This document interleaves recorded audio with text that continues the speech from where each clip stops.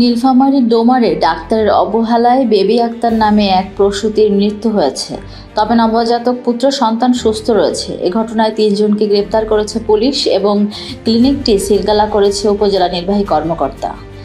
Baby Akter Domar উপজেলার সোনারা ইউনিয়নের বড়গাছা দরগাপাড়ার মোহাম্মদ নূর আলমের স্ত্রী।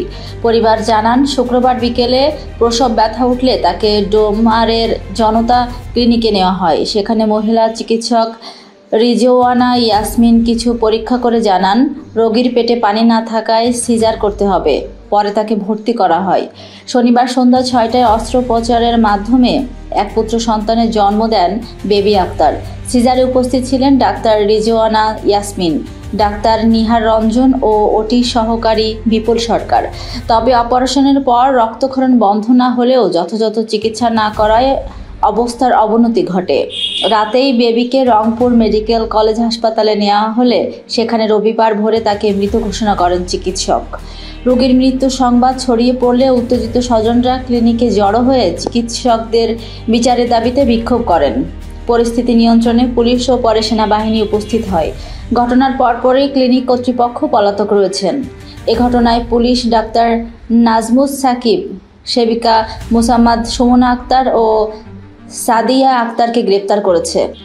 রবিবার দুপুরে উপজেলা নির্বাহী কর্মকর্তা শায়লা সাইতনী ও উপজেলা স্বাস্থ্য ও পরিবার পরিকল্পনা কর্মকর্তা ডাক্তার রায়হান বাড়ি ক্লিনিক পরিদর্শন করেন। প্রাথমিকভাবে অবহেলার প্রমাণ মেলায় ক্লিনিকটি সিলগালা করা হয়। ডাক্তার রায়হান বাড়ি বলেন, লিখিত অভিযোগ না পেলেও সামাজিক যোগাযোগ মাধ্যমে তথ্য পেয়ে তদন্ত কমিটি গঠন করা হয়েছে। প্রতিবেদন পেলে ব্যবস্থা নেওয়া হবে। ডোমার উপজেলা নির্বাহী কর্মকর্তা ইউএনও শায়লা সাইতনী বলেন, প্রাথমিক সত্যতা পাওয়ায় ক্লিনিক সিলগালা করা হয়েছে। তদন্ত সাপেক্ষে পরবর্তী পদক্ষেপ নেওয়া হবে।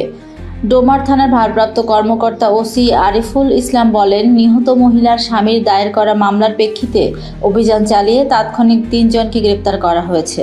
এ ঘটনায় আরও ৩ জন পলাতক রয়েছেন। অভিযান অব্যাহত রয়েছে।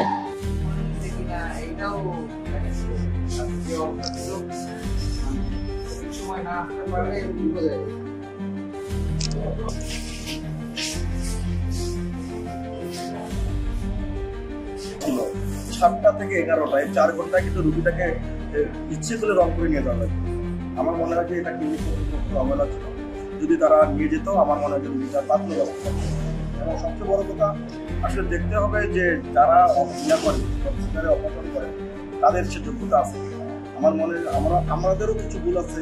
আমরা যে কোনো হলে আমরা না জেনে শুনে আমরা কম টাকার আছে যে কোনো জায়গায় আমরা জিনিস পাই। একটা মৃত্যুর সঙ্গে জড়িত। এই যে একটা সাথীর যে বাচ্চা হলো, ওই বাচ্চাটা তার মাকে হারায়, সে মায়ের স্নেহ থেকে বঞ্চিত হবে। তাকে সারা জীবন মায়ের স্নেহ থেকে তাকে বঞ্চিত করতে হবে।